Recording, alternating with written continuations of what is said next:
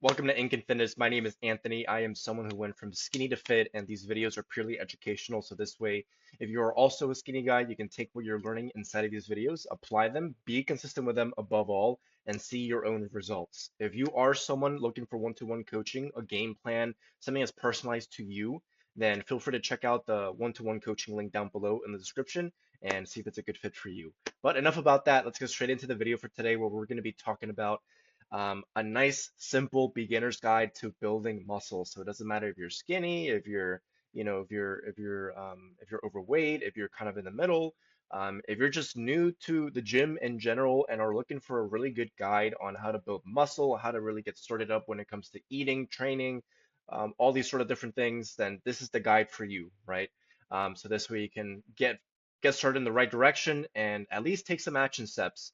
Um, Most importantly, right? Because action will always prevail anything else. You can consume all the information you want in the world, but if there's zero action behind what you're learning, then you're wasting your time.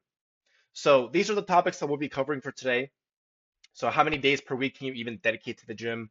Finding the split that works for you, how to actually train to see results, finding your maintenance calories, eating in a surplus, since kind of my whole premise of my channel is helping skinny guys um, build muscle. I'm going to be covering eating in a surplus, and I'll cover slightly eating in a caloric deficit, but it's honestly the same thing, right? You're either eating above your maintenance or below your maintenance to either gain weight or lose weight. But I don't want to get into it right here because this is just kind of the brief overview of what I'll be discussing inside today's video. So I'll also be showing you guys what kind of foods to consider eating, weighing yourself, how long should a bulking phase last for, and rest and recovery as well, which is really, really important. So let's get straight into things. Let's start off with number one. How many days per week can you even dedicate to the gym? So you need to find out how many days per week or how much time per week you can dedicate to the gym. We all have the same 24 hours in a day, right? There's not someone who gets an extra, 5, 10 hours in a day, right? That's impossible unless you live in another dimension. And if that is the case, then you're probably not with us. Maybe the government has you and you're, being experimented on. But we all have the same 24 hours in a given day. Some of us go to school, some of us go to work, right? We have kids, et cetera, et cetera. We have just different responsibilities that we need to get to, or we have different hobbies that we like, and we do them on a week-to-week basis.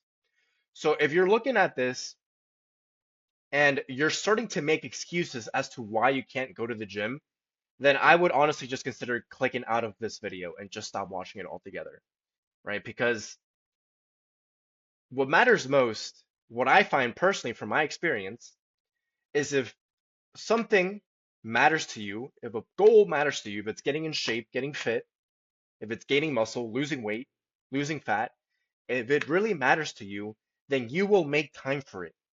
No matter how many things you have, juggling, how many things you're juggling per day, you will find the time to go to the gym, to eat a certain way, to rest and recover. Because there's so many people out here in the world that have fucking 3, 5 kids, work a 9 to 5. They have to cook, they have to clean, but they still find time to go to the gym. And those people have all the excuses in the world to not go to the gym. But they decide not to make those fucking excuses because they give a shit about what they're doing. Their goals matter to them more than what they have going on in their life, right? And I'm not saying they're going to neglect their kids, neglect their responsibilities, not at all. They just find the time to squeeze it in, no matter if it's for 20 minutes in a day, half an hour, or even an hour if they have that available to them. So, some food for thought for you all. But if you are someone who's serious about your fitness goals, then I would consider starting here at this point, doing a life audit. It's really going to be very helpful for you all. So this way you can figure out how much time you're spending on what per day. So obviously we're not going to measure how much time we take a shit for, right? We're not going to do that, right? It doesn't count. Um, but the bigger stuff, the more important stuff, school, work, sleep, hobbies, whatever it is, right? Those are the bigger stuff that we need to take account for. How much time are we spending on those things? So once you figure that out, right, how much time you're spending where, you add up the total amount of time and then you subtract it from 24 hours since there's 24 hours in a day, and then boom, that's how much time you have left over on a day-to-day basis that you can dedicate towards the gym. Simple as that. It is totally up to you now at this point what you want to do, given the results that you got from doing that life audit. If you can only dedicate half an hour to the gym or an hour, perfect. That's all you need. Honestly, you don't need to go to the gym for 2, 3 hours a day, 6 times per week.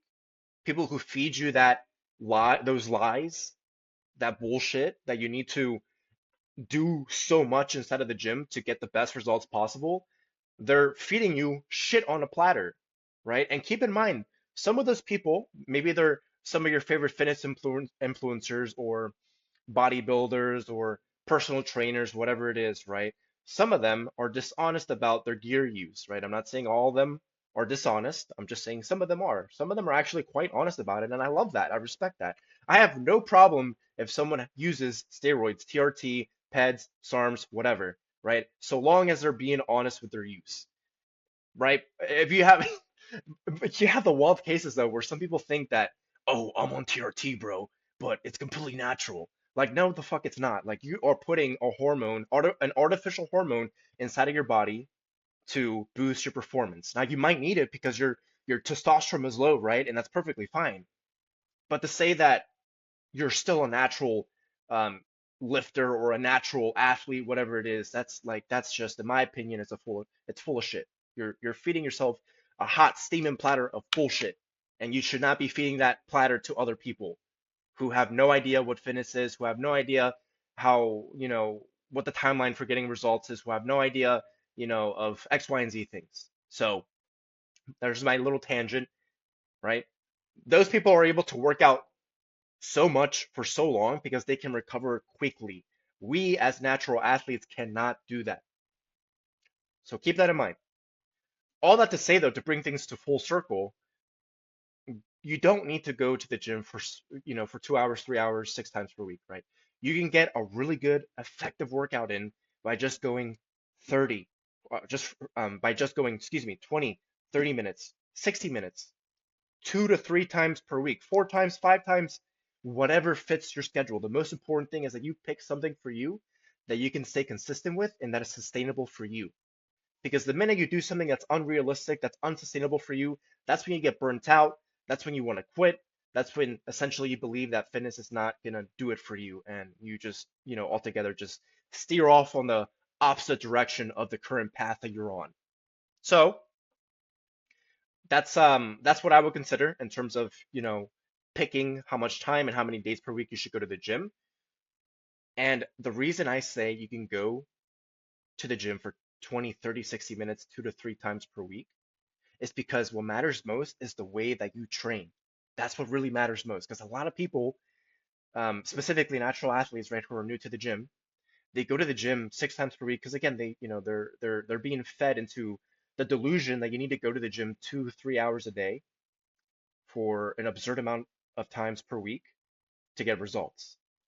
And some of those athletes, some of those natural lifters, they do 4 sets, 12 reps, which is kind of like the typical, you know, um, how can I say this? The typical way most people start going to the gym, right? They think 4 sets, 5 sets of 10 to 12 reps of something is perfect. It's a good starting point, or it's the best way to train, quote unquote. But when you look at what they're doing in a more focused manner, they're doing shit reps, they're ego lifting, they're swinging their bodies around. There is no intention behind each rep that they're doing. So let's get straight into the training side of things because this is the way that you should consider training. Oh, well, I guess I spoiled it for myself because it's not, it's the next slide. So let's go back. So finding the split that works for you, let me cover this real quick then before we get into how to actually train. So if you only have the time to dedicate going to the gym twice per week, then just do 2 full body splits. You can either do it um, Monday or Friday or Monday or Thursday. I'd recommend just resting like at least bare minimum 24 hours before you hit the same muscle group. 48 hours, so 2 full days of rest is perfect. But bare minimum 24 hours at least before you hit the same muscle groups, because ideally you want to be hitting all the muscle groups twice per week. So if you only have time to dedicate towards the gym twice per week, do two full body splits. If it's 3 days per week, upper body, lower body, full body. If it's 4 days per week, upper body, lower body, upper body, lower body. If it's 5 times per week, you could do an Arnold split, which is what I love to do. Or you can do push, pull, legs, upper body, lower body. All right, so let's get into the juicy stuff, how you should actually train to see results. So what I recommend and what has worked really, really well for me is training with high intensity slash till failure. And so for those that don't know what training till failure means or what training with, excuse me, with high intensity means, it means going until you cannot do one full rep on a given exercise for that given set. So instead of doing your typical 4 sets by 12 reps on everything, do 2 sets by 6 to 8 reps of a moderate weight that you can control. And as you can see here, I say 3, 1, explode, because that's kind of the count scheme that I have in my head as I do each rep within each set of that exercise. So for example, let's take a barbell squat. So we're in the starting position, we're standing up, we have the bar behind our neck, and we're ready to go, right? And so when I say 3 seconds, 3 seconds, or the number three there means 3 seconds. And so that means we need to control the negative for 3 seconds. You don't need to do these crazy 10-second negatives, right? And when I say negative, I mean the way down of an exercise movement. So on the squat, it's when you start to obviously squat down. So you just have a nice 3 second count. 1, 2, 3. And then when I say one, that means 1 second. And so at the bottom of the movement, which is typically the stretch portion of the movement. So for example, in the squat example, you're down in the pocket. So you're all the way squatted down. Your quads are nice and stretched at the bottom because you're in the bottom pocket of the movement. And you just hold it there for 1 second. And then when I say explode, it just means that you explode up, right? So in the squat example, you just explode back up. And then you just repeat that process for 6 to 8 reps, right? And if you can only do 6 reps, that's not a problem. That's okay. That just means that you still need to work up or that you still need to essentially adapt your muscles to the certain weight that you're doing with the type of training or with the type of stimulus that you're giving it, right? So the 3-1 explode counting scheme. So what matters most is controlling your form, controlling your technique all the way through then the weight that you're lifting. That's not to say that you should not, that's not to say, excuse me, that you should lift the lightest weight in the world and just control your form all the way through because you actually want to struggle a little bit. And so that's why I say you need to pick a moderate weight that you can actually control, that you can actually do with proper technique while still exerting yourself a lot. And if you pick a moderate weight, if you control the technique, if you do the 3-1 explode counting scheme, you should hit failure within that 6 to 8 rep range specifically. Now, the second point that I want to get across here is that you want to make sure you implement progressive overload. If you implement progressive overload with training till failure, my goodness, you're going to see some really good results if you're being consistent with all these things, with training, eating, and rest and recovery.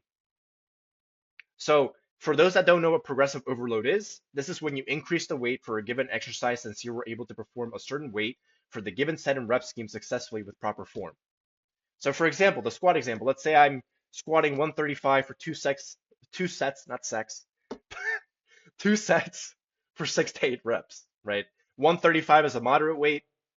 And so I'm able to perform that with really good technique while still exerting myself. So I do the 2 sets. I reach the top of the rep range, which is 8 for both sets with proper technique, which means the following week, I'm going to add on either 2.5 to 5 pounds onto the bar because I am able to now increase the weight, increase the load since I was able to perform last week's weight of 135 successfully for both sets for the given rep scheme with proper technique and proper form. And you would just repeat the cycle over and over and over again. So in case you have any more questions on progressive overload or training till failure, leave it down below in the comment section. I'd love to answer those questions for you all, so that way you gain further clarity. But I hope that provides some clarity, and that you find that valuable in terms of how to specifically train in this style. And also, like just to kind of piggyback, when you train in this way, you'll find that you're in and out of the gym within an hour. You're not having to do so many exercises. You're not having to do so many sets for so many reps that you're inside the gym for 2 to 3 hours. And so that's the beauty of training in this way too. You're actually being efficient and maximizing your time inside of the gym and being efficient, most importantly, with every single rep that you do. So there's that. Now, as far as rest time goes, I would rest for 3 to 5 minutes. Ideally, you'll only really need three, but keep in mind, since we're training with high intensity, we'll need all the rest that we can get. So that way we can carry the same intensity that we performed on the first exercise or the first set onto the second set. So as far as exercise goes, how many exercises is ideal to have or to perform within one given training session? The sweet spot is 4 to 6 exercises. That's more than enough if you're training in this style. You don't need anything more. Um, you could probably do even 3 exercises. I've seen some people who train in this style do 3 exercises and they get a wicked, workout. Um, but generally, I say just 4 to 6 exercises just to keep things simple, and it's less complicated for you guys as well. Because then you'll be wondering, oh man, am I doing enough? Am I hitting muscle? Am I hitting each muscle group twice per week? I feel like I'm not doing enough. This, and that, right? Um, so 4 to 6 exercises per training session. Take it till failure. 2 sets, 6 to 8 reps, progressive overload, and overall, just make sure to exert yourself more than you're comfortable with. If you're too, if you're too worried, or how can I best phrase this here? If you're not used to training to failure, or if you're just not used to exerting yourself a whole lot inside of the gym, since you are a beginner, then I would just take it very gradually, training till failure. So what I mean by that is, um, do your first set of all your exercises normally. So don't take it till failure. Um, just focus on the form. Just focus on the muscle being worked. And then your second set, go ahead and take that second set till failure. So that way you can, get introduced to training in that style, see how you feel about it, right? I mean, you're not gonna feel so good about it because it's gonna hurt in a good way. It's gonna burn in a good way, but it'll give you a chance to begin getting comfortable with the discomfort of training in this way. And then obviously, once you do that for a few weeks, then you can go ahead and take, both sets to failure. Now, on the nutrition side of things, when it comes to finding your maintenance calories, you can do it 2 different ways. Number one, you can let an online calculator do all the work for you, or you can just manually do it yourself. It depends on, what works best for you. The first few videos that I've made, I've done the calculations on kind of like this slideshow format manually, so that way you guys can essentially just implement it yourselves if you're wanting to do it with pen and paper and a calculator. But honestly, the most simplest way to do it is just to do it online with a calculator, because either way, whether you do it through the calculator route or the manual route, you're still going to get a rough estimation of your maintenance calories. It's nothing that's 100% accurate or solidified. So I would just recommend going the calculator route, the online calculator route. So all you need to do to be able to, pull up the online calculator is go to Google, search up macro calculator, and it should be the very first link that you see. So as soon as you click on that link, just make sure to essentially, whatchamacallit, put in the information. It should ask for your height, your weight, your activity level, your age, and maybe something else that I'm missing. And then after you insert all that, you hit enter. It should spit out a number at you, and that number is your uh, supposed, rough estimation of your maintenance calorie. So for those that are skinny, that are wanting to bulk up, who are wanting to gain and build muscle, you will need to eat above your maintenance calories. And this is what's called eating in a caloric surplus. So a rule of thumb to follow if you don't want to gain excess fat that you don't need is only eating in a slight caloric surplus. So eating specifically 3 to 500 calories above your maintenance calories. Now, there will be times throughout your bulking phase where you'll plateau in weight, which is completely normal, completely fine. And when this happens, you will need to add an additional 3 to 500 more calories to what you're already eating. So this way you can start gaining weight again, potentially. Because sometimes you may need to add a little bit more apart from the 3 to 500 to start gaining weight because everyone's body is different and responds differently um, when it comes to eating in a surplus. So essentially, you'll repeat that same cycle throughout your bulking phase. And when it comes to cutting, so being in a caloric deficit, it's quite literally the same exact thing that I just explained here, but except you're eating 300 to 500 calories below your maintenance calories. And then once you hit a plateau, once you start losing weight, but you start to plateau, you hit a certain weight, that means you need to subtract 300 to 500 more calories to what you're already presently eating. Now, as far as my bulkers goes, the kind of foods that I would consider eating are the kind of foods that are higher in calories. So some of these foods are fattier and some of them are carbier. So I just listed off a few different examples for you just for you guys to get a rough idea of what I'm talking about here. But foods such as chicken thighs, pork, salmon, red meats, those are all meats that are fattier, tastier as well. And then, potatoes, obviously, higher in carbs, oatmeal as well. Cheese, whole milk, nuts, they're fattier, they're really good in protein. At least specifically whole milk and cheese are. Nuts are a little bit more just fattier. Olive oil, obviously, it's just fattier. And let's see if I'm missing anything here. Peanut butter, fattier. So those are the kind of foods that I would consider including inside of your diet, just so that way you get a nice boost of calories, because you don't want to be eating chicken, broccoli, and rice 7 meals a day, 7 times per week, right? No, that's not sustainable. And it's not tasty at all. It's kind of boring eating in that way. Unless you know how to cook, unless you know how to make a really good, juicy chicken breast. And as far as my people who want to be in a caloric deficit to lose weight, lose fat, you would eat in the opposite way. You actually, let me rephrase that. I take that back, actually. I take that back. You wouldn't need to eat in the opposite way. You can still incorporate some of these meals so long as it fits inside your macros and calories, right? If you can make it fit, then go for it. But usually, typically, what I see as far as people who cut goes is that they eat leaner meats. So ground turkey, ground chicken, chicken breast, tilapia, those kind of meats specifically. You can still have white rice. You don't need to eat brown rice or anything like that. You can still have potatoes. Hell, you could have everything that you see on this list right here. You could have anything you want, so long as you're meeting your calorie and macro goals. That's what matters the most. So don't think that if you're cutting as well, you have to fucking suffer and eat tilapia 7 times per week just because you heard The Rock say he ate like fucking, you know, um, a ridiculous amount of ounces worth in fish, lean fish, right? Cod or tilapia with white rice and veggies. You don't need to do that. You don't need to suffer to get good results. Sure, it'll take longer to reach your goals, but would you rather suffer fast and have a really unhealthy relationship with food and you know be messed up mentally with working out and just have a really bad relationship with the gym and food in general? Or would you rather take things slow and steady, take your time with it, enjoy the journey, enjoy the process, and still end up reaching your end goal, right? Because what matters most is that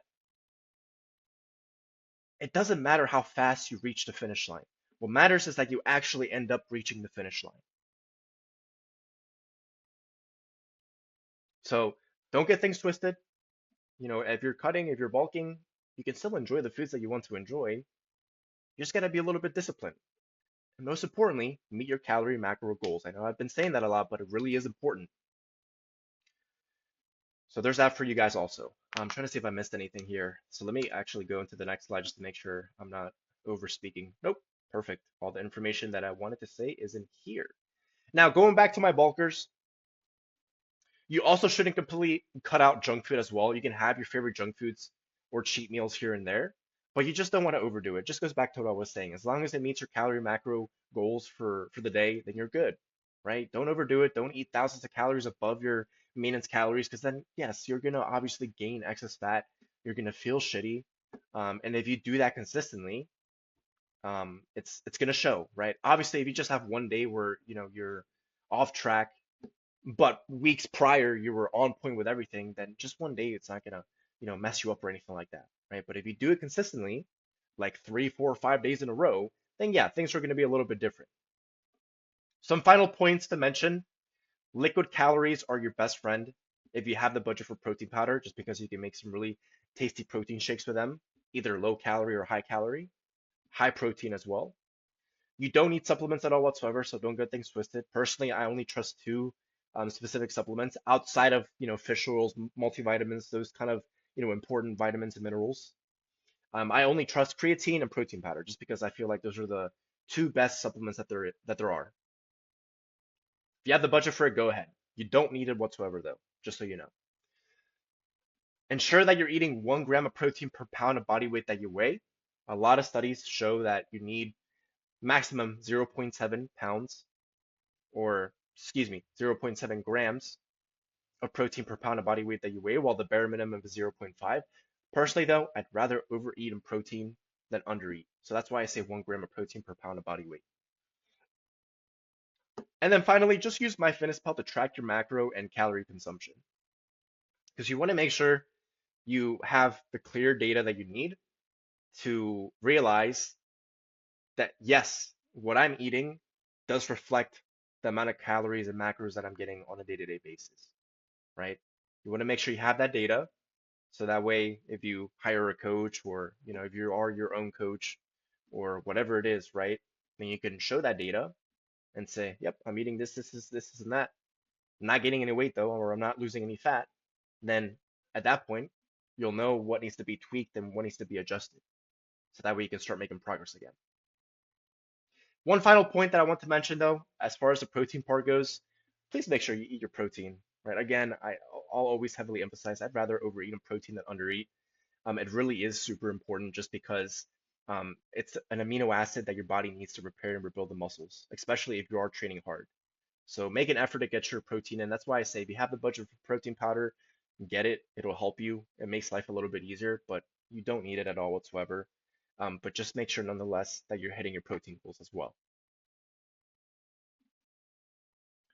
Now, as far as weighing yourself goes, you just need to weigh yourself once per week. Nothing crazy, just once per week. And the reason why we're doing this is just to make sure that, we're making progress. Are we making progress? Are we gaining weight? Are we staying the same in weight? Are we losing weight? Depending on our fitness goals. So, for the example of my bulkers, if you weigh yourself 1 week and you're not gaining any weight, then you know that's when you need to add on a little bit more food onto what you're already eating. So that way you can, obviously start gaining more weight again. Best time to weigh yourself is first thing in the morning on an empty stomach, so no water as well, and after you've peed and pooped, so after you've done your, necessities. In your underwear as well, so that way you can get the most accurate reading of your current weight. And as far as where to write down your weight, I would just do it on the Notepad app on your phone, nothing crazy. You don't need a special app for that or anything like that. You could just, scribble it down on paper if you want to, or you can just use the Notepad app on your phone. Now, as far as how long should a bulking phase goes, and this goes the same, this goes for cutting phases as well. So ideally, you want to bulk or cut for 3 to 4 months. You can go longer if you want. But the goal is to gain 1 pound of body weight per week.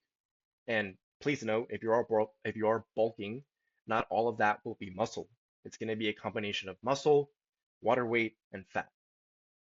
So if we do the math, if we bulk for 3 months, we'll gain roughly 12 pounds, maybe a bit more of weight if we have everything dialed in. So if we have our fitness, or if we have our training, our eating, and our recovery dialed in. 4 months would make it 16 pounds gained. And as I mentioned already, you can either cut or bulk for longer. It just depends if you can take it. If your body and mind can take it, because there will be points where you essentially just feel like you need a break. But typically you won't start seeing that until month 4, give or take, depending on the person. At that point, I would consider possibly just taking a week off entirely from the way that you're eating in the gym, just so that way you give your body and mind a chance to recover, to rest, to reset, if you do want to pick the bulk back up afterwards, after that week, or transition into a cutting phase. And as far as rest and recovery goes, this is really simple. Um, just get 7 hours or more worth of sleep per night. If you struggle with sleep, consider looking into melatonin or any other sleeping supplement. If you really struggle with sleep, then I would consider just speaking to a medical professional about that, so that way they can see what's up with you. prescribe anything for you, or just point you in the right direction. That does cover it for today's video. Oh boy, it was quite a lengthy one, but I know you guys are going to gain a lot of value from it. I hope you took down some good notes. If you need to rewatch this video, rewatch it. If you watch this video all the way through, wow, I'll fucking love you. Thank you for doing that. And I hope that you got immense value from this and that you implement and take action. And most importantly, be consistent with everything that I've spoken about. So be consistent within the three pillars of fitness: training, eating, and recovery. So much love to you all. One more time, if you are someone looking for one-to-one coaching, the link for that will be down below. Feel free to check that out. But until the next video, guys, take care and peace.